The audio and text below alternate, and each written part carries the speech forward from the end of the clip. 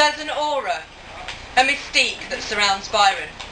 The most recent biography is called Byron, Life and Legend, but at the core of this legend there remains his poetry, his writing, his political activism and his personality.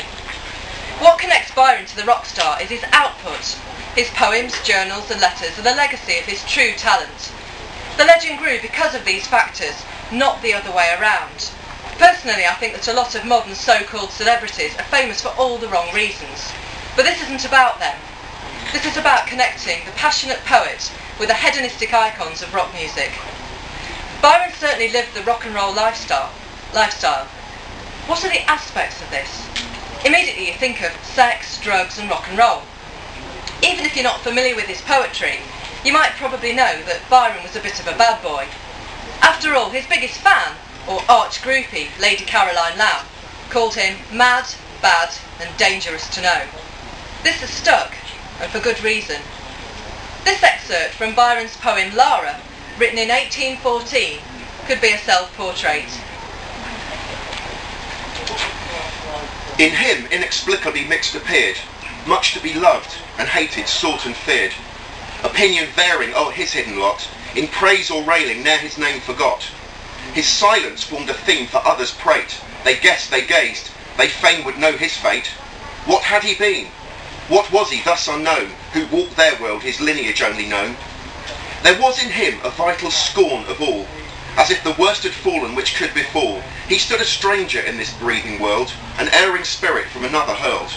A thing of dark imaginings that shaped by choice the perils he by chance escaped, but escaped in vain. For in their memory yet his mind would half exult and half regret.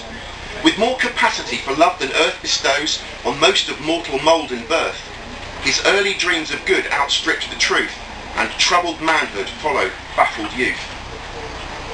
With thought of years in phantom chase misspent, and wasted powers for better purpose lent, and fiery passions that had poured their wrath in hurried desolation o'er his path, and left the better feeling all at strife, in wild reflection o'er his stormy life.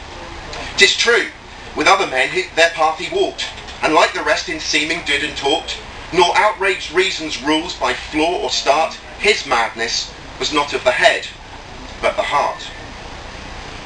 None knew, nor how nor why, but he entwined himself perforce around the hearer's mind. There he was stamped in liking or in hate.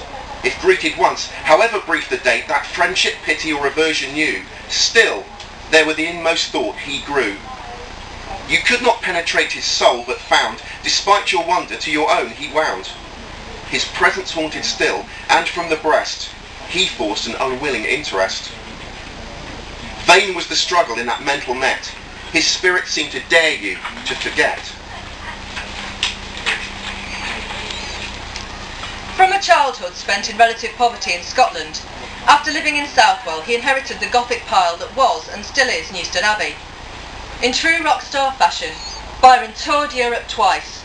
He collected villas, mansions and houses in Switzerland, Italy and finally Greece, where then, as now, the country was in turmoil. Along the way he had passionate affairs with both boys and girls. He enjoyed riding, boxing and fencing. He took laudanum. He swam and drank like a fish. He was lionised and demonised, and all the time he wrote about it. I've seen myself compared, personally or poetically, in English, French, German, Italian and Portuguese, within these 9 years, to Rousseau, Goethe, Young, Timon of Athens, an alabaster vase lighted up within, Shakespeare, Bonaparte, Tiberius, Aeschylus, Sophocles, Euripides, to Childe Harold, to the Count in Beppo, to Milton, to Pope, to Dryden, to Burns, to Keane the actor, and Satan. The object of so many contradictory comparisons must probably be like something different from them all, but what that is more than I know, or anybody else. This is typical of Byron, being compared to not only contemporary poets and writers, but also ancient Greek dramatists and fictional characters from plays and his own poems. Partially this is the comparison being made by others, but it also reveals how much of himself Byron had written into his work, and how much of his personality was constructed from fiction. life imitating art, and vice versa, as ever. Anybody in the public eye who lives their life in public creates a kind of public persona, and this is especially true of rock stars, the finest example of them being David Bowie, who constructed characters for himself and played out the life, and in the case of his character Ziggy Stardust, death, in public. The rock star and his character became blurred. Bowie was living life to excess and playing in a touring rock band, and the character was the lead singer and guitarist in that rock band, Ziggy Stardust and the Spiders from Mars. Teenage fans did not distinguish between David Bowie and Ziggy Stardust. The Ziggy mania, with girls and boys dressing in clothes that came straight from science fiction, was similar to the adoration that Byron received. His friend, Thomas Moore, described it as Byron-mania. Byron also got fan mail from young ladies who were anxious to meet him, had worshipped him, and who had experienced new feelings and emotions after reading his poetry. There was speculation as to how much Byron resembled the character of Childe Harold, the world-weary wanderer, who seemed to have a worldly malaise far beyond his 24-year-old author's years. His fame, rather than his title, opened doors, and he was invited to parties at all the great houses in London society. In this next excerpt, David Bowie describes creating his characters, the reactions of the fans, and the press. I do have a certain penchant for creating a character. I'm still giving them a persona. But that persona out there is possibly an exaggeration of all the things I feel about me. Maybe it's some aspect of me as a person blown up to life-sized. I packaged a totally credible plastic rock star. My plastic rocker was much more plastic than anybody's. The girls got sweaty and the guys wished it was them up there. Now, because of everybody's thirst for scandal, look how big the newspaper The People is. They gave me a big chance. All the papers wrote volumes about how sick I was and how I was helping to kill off true art. Well, in the meantime, they used up all the space they could have given over to true artists. Byron would find the modern media's reaction to an artist, whether a musician or a poet, all too familiar. The dual nature of public fame, beginning with adoration and then leading to ridicule and even hatred from the media. One minute you're in all the papers and magazines for being a style icon, the one to watch, and a few scant weeks or even days later you're being pulled apart, has a good deal of its roots firmly in the Regency media, the newspapers and reviews. Rock stars such as David Bowie were aware from the start that the media has this agenda to put you on a pedestal and then pull or push you off it. Byron's reign, as he called it, lasted a couple of years. By 1814 he wrote to Lady Melbourne and Thomas Moore. "I'm not much interested in any criticism, favourable or otherwise. I've had my day, have done with all that stuff. I must try something new.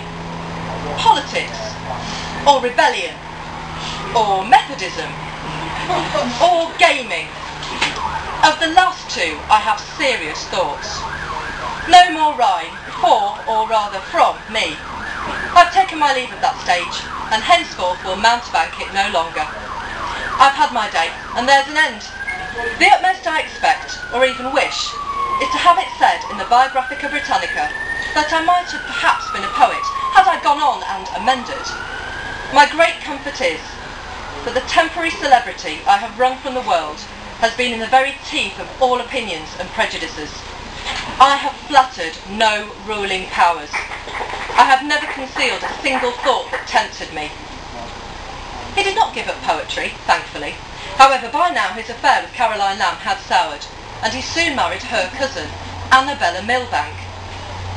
It seems an unlikely match on the face of it. Annabella was not one of the sighing, adoring fans. She was, however, an heiress and an only child. Did he marry her for her money? Did he marry her hoping that her good character would reform his? His letters at the time certainly indicate both of these. The marriage didn't last, not least because Byron was still in love with his half-sister, Augusta Lee, who was really the great love of his life. Annabella left him and returned to her parents, taking her new child, named Augusta Ada, with her. The media seized on the events with relish. There were cartoons depicting Byron's separation from his wife, lampooning his own poem, Fare Thee Well, and in another, the poet scratching his head to conjure up his demonic ideas. There's even a little devil appearing from his head, just in case you missed the point.